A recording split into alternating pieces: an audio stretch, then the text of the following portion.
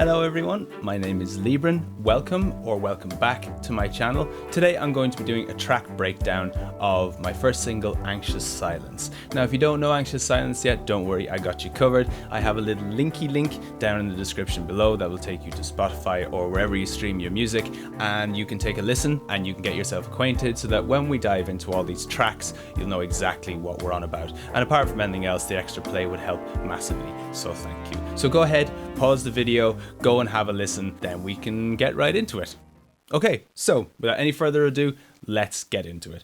So we can see here we have the session.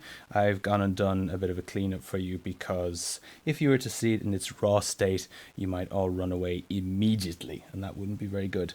So as you can see, we have our lead vocals up here, and then we have a choir, some choir vocals back there. We have some extra choir bits towards the end and for the outro. Then we have some harmonies here, which again kind of appear mostly in the chorus. We go down and we have our drums down here. Below that, we have our various bass parts, and then keyboard, cello. We have some little sound effects and extra little bits. And that's really it. The first sound that you hear when you begin the track is this.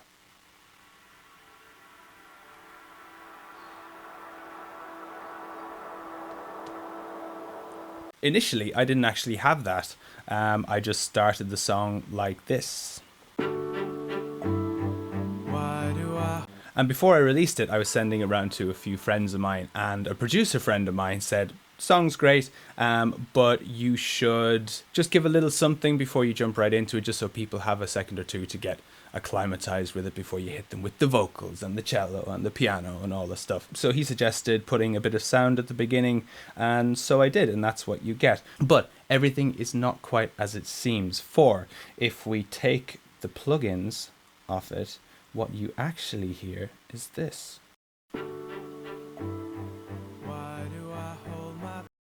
It's the beginning of the song. And in a few short steps, we got it from that to this. And how do we do that? Well, quite simple. Started off with a Reverb plugin. This one is by Sound Toys. It's called Little Plate. It's great. It's really minimal, but it sounds fantastic. And as you can see, I have it set to infinite. Which meant that if I played it and stopped it, it would just keep going forever. So obviously, I didn't quite do that. I have it cutting off just before the vocal comes in. So I have one of those, and that is running straight into another one.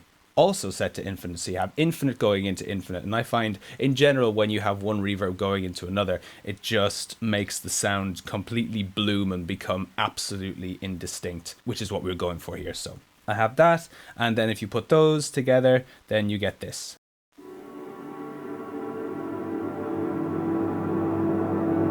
I put on a filter next, which is from Sound Toys Filter Freak, and you can actually see here what's going on. You can see it kind of traveling down there, giving you that sweep. So that's the beginning of the song. Then it goes straight into the first verse. So you have the lead vocals, we have piano, cello, and a bleep. So let's go through those. First one we'll go for is the piano, and it just sounds like this.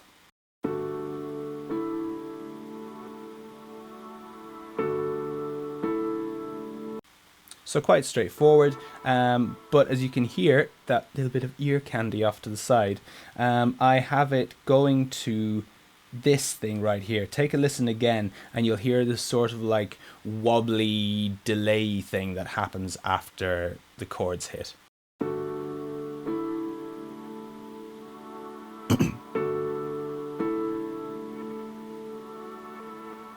What I wanted to do, especially in the verses, is have them quite minimal, but to have little, like I say, bits of ear candy to kind of keep you interested. So I have that reverse delay here, and that's courtesy of the Echo Boy, which is just kind of doing a half note delay here. Before that, I have the unfiltered audio, and what that's doing is that's what's responsible for reversing the signal and for giving it that sort of whoop, whoop, whoop kind of quality that you hear. The next thing I'm going to go to is the cello, and the cello is providing the rhythm for this part of the song. There's no percussion going on, there's no drums. Without the cello, the whole thing sounds a little too floaty. Why do I hold my breath? What am I waiting for? Very pretty, but I just felt it needed some energy, especially given that it's the start of the song and needs some kind of sense of momentum. So I added the cello. The cello is very straightforward. It's doing straight eighths, as we say, just chop, chop, chop.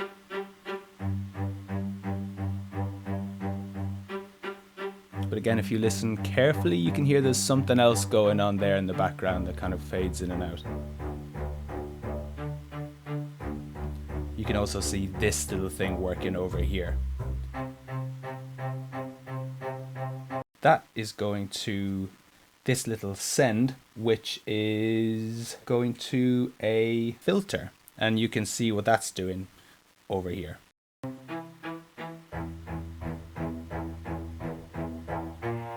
You can see as the bar goes on, it just gradually gives it more and more motion.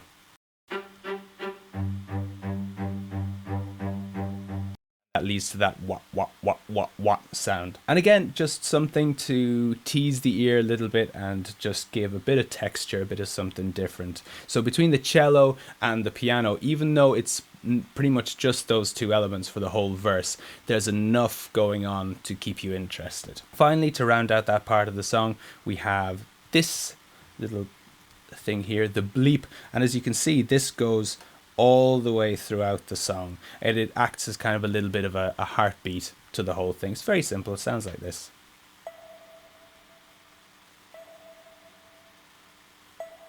And in some ways it's a bit of a shameless rip-off of an old Sigur Rós song, which I'm not even going to attempt to pronounce the name. But if you're a fan of old school Sigur Rós, you'll know what I mean. That kind of sonar style bleep that to me just has so much character. And between everything, you have the first verse. Why do I hold my breath? What am I waiting for? Nobody can tell me this. And then pre-chorus. So what happens in the pre-chorus? The most obvious thing that you hear is that the choir comes in.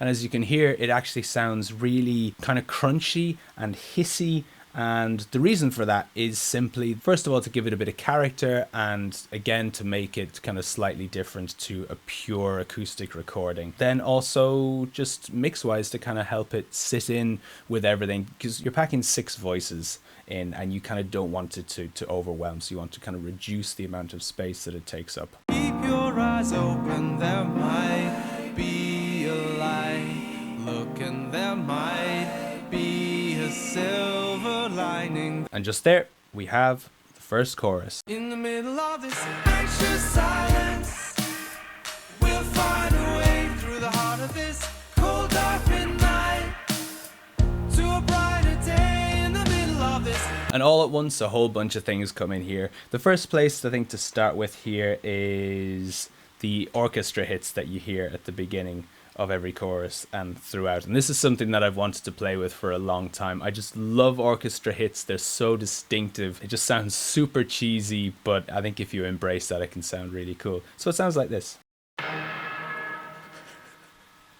You have your orchestra hit, you have your piano. So the chorus was based on the rhythm of this piano. And then you have the orchestra hit marking the start. The piano kind of works off that. So we have the orchestra hit, the piano.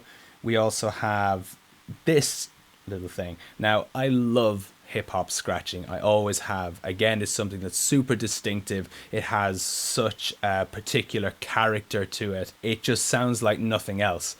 I can't hip hop scratch. I'm not even going to attempt to. It is an incredible art form, and I wouldn't dare defile it with my complete and utter lack of skills. But there are ways to create something that doesn't replicate it exactly, but gives you a similar flavor, and it sounds like this.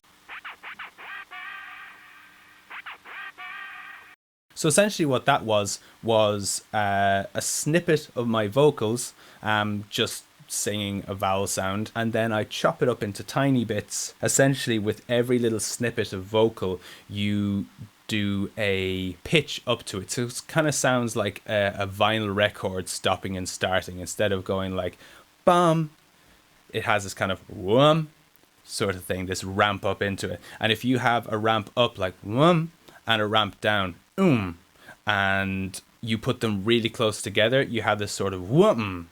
And if you put a bunch of them close together, you have something that kind of sounds like a scratch. That just comes in, that helps with the rhythm. The rhythm is followed by the piano, the drums, and the bass. And because they all follow each other, when they're not playing, there's a lot of space. And so I wanted to make sure that that space was filled with something that was really distinctive. Hence the orchestra hit, the vocal chop. Yeah, then in the chorus, we have the drums. And all together, the drums sound like this.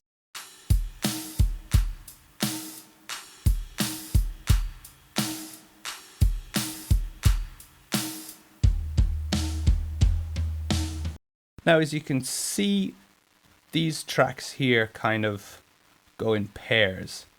There's one light green, one dark green. And what happened was I decided to double up everything. It's a technique I quite like, and it's used all the time, taking more regular acoustic sounding drums and layering them up with electronic drums. So as you can see, we have our kick, which is made up of a regular drum kit kick. But on top of that, you have a kick from an old drum machine called an SP12. You can hear there's nothing like as much bass on the SP12. It's more kind of boxy and punchy. But when you combine that with the regular kick, they go really well together. You have the snare, same thing on the snare. You have regular snare. And you double that up with the SP12 snare.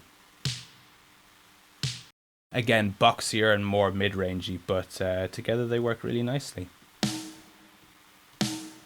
It's kind of at a point where you're not so much hearing the SP12 kit as it's just adding texture and body to the acoustic instruments. Same with hats. We have the kit one.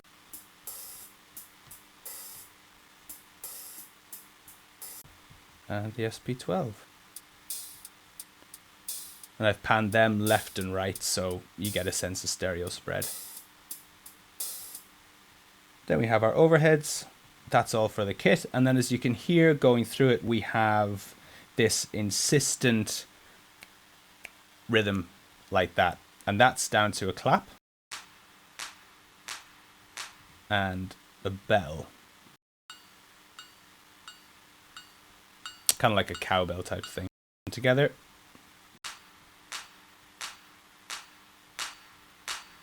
And that goes all the way through the chorus. So we have our drums, the introduction of the bass guitar, nice and low. And as you can see, there's these big gaps where the bass isn't playing because it's following the rhythm of the piano. And in those gaps, not all of them, but in some of them, there's a nice 808, which I just think is really cool. And I like, again, layering up more electronic sounds with more organic sounds.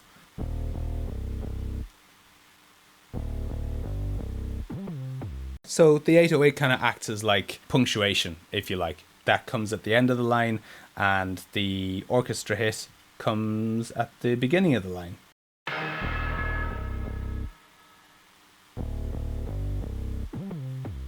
So it's like nearly putting it in brackets. So when it gets to the chorus, the vocals just go completely panoramic. Actually, the first thing that comes in is a little double for the lead vocal, but as you can hear, it's quite affected in a pretty cool way. In the middle of this anxious silence, we'll find a way. So as you can hear, there's kind of like a chorusy effect on that. It's spread out wide to both ears, and that just gives the lead vocal a lot more body, and it makes it stand out a lot more. In the middle of this anxious silence, so that's with both going. We'll find a way. If I take out the double, cold, dark midnight, suddenly shrinks to the middle again. To a brighter day in the middle of this. You have all these harmonies here which come in, which just double up, so the harmonies on their own. Anxious silence, we'll find a way through the heart of this. You have a pretty sizable contribution from the vocals in this section, with everything in together. Anxious silence, we'll find a way through the heart of this.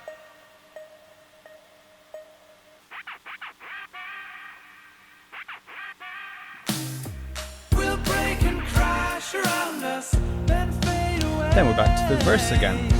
But this time you have the drums stay in, the bass stays in, the cello's back. Quiet as the falling snow.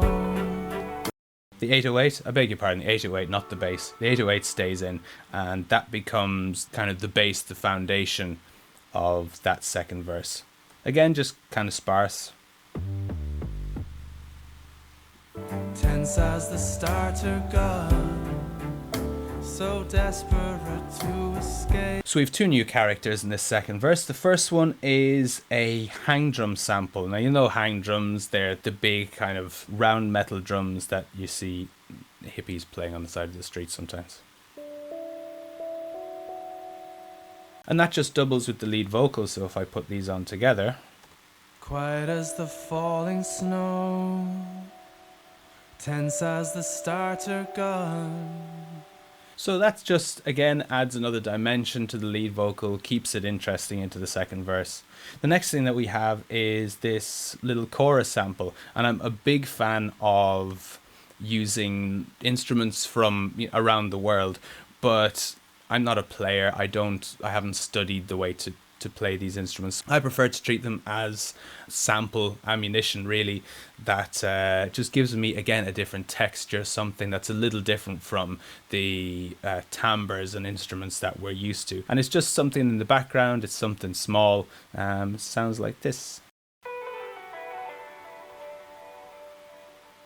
It has a big long delay tail going off after it.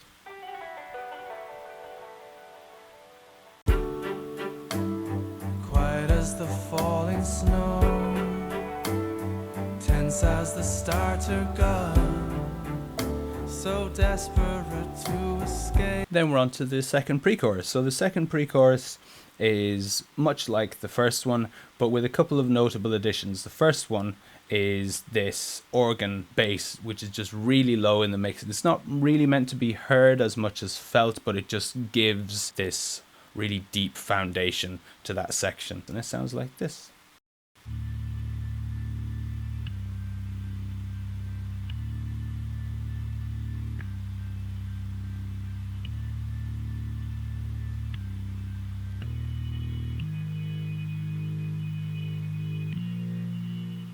And the thing I love about organs is that they're such a complex instrument. There's so much going on there in terms of engineering and mechanics and the way that they operate. So they have an awful lot of different frequencies going on, as well as that really low note. You can hear they have a lot of overtones, a lot of harmonics, and that will make its presence known in the mix, even if you're not really conscious of it. It's something a little more than just using a straight sub bass. Our friend the Cora continues to make its presence felt in this section as well.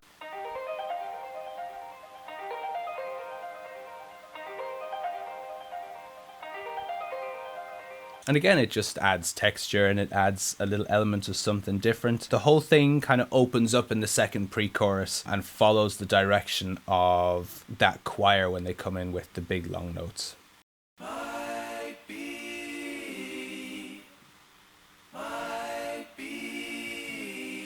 Finding there might be a brighter day to come.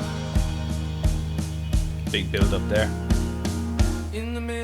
So the second chorus is much like the first one. I felt like the rhythm, the melody, the whole arrangement really was really strong for the chorus, and so I felt little need to change things up majorly for the second chorus. I felt like just kind of keeping things the way that they were. The main addition in this chorus is this pad, just this kind of like wallpaper in the background that again just elevates it slightly, but it's not a synth pad. It's made up of two different instruments, a nickel harpa, which is a Scandinavian instrument, and a harmonium, and I just put them together, one on each side, and blended them somewhat, and together they sound like this.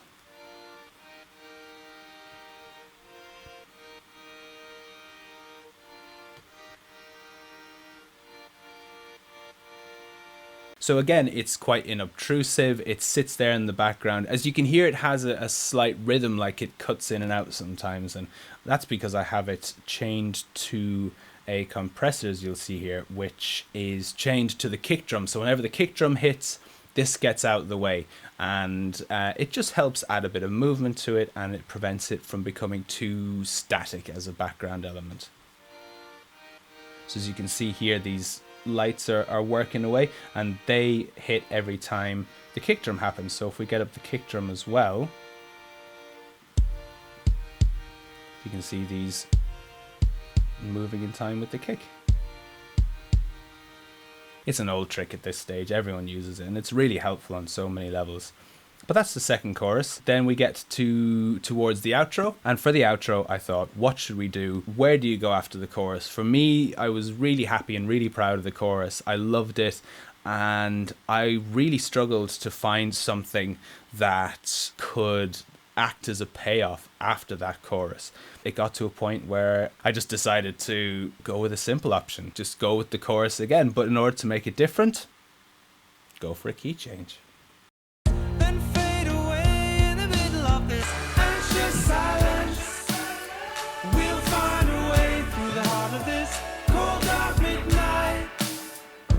Oh, go on. What about a third?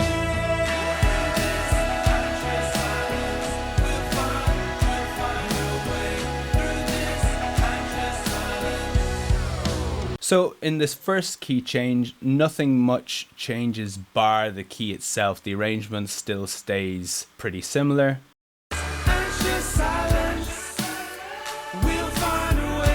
But you have this kind of call and response thing come in between the principal harmonies and the choir section, if you like, in the background. So we can just get those two up together.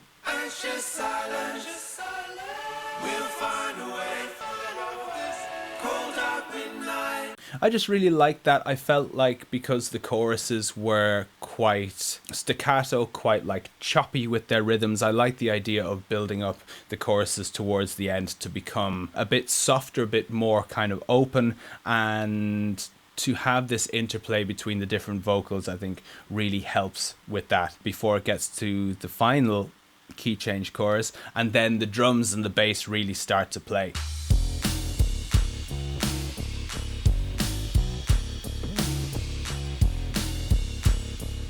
At that point then, I was trying to think of an outro, and from the sort of demo arrangement, I'd had this idea of this sort of falling, cascading series of chords towards the end.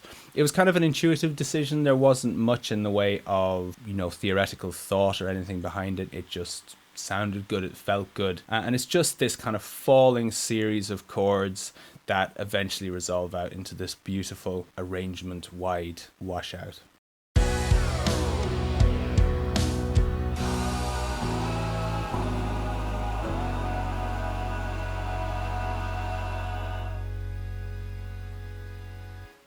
And Sinead, that's it.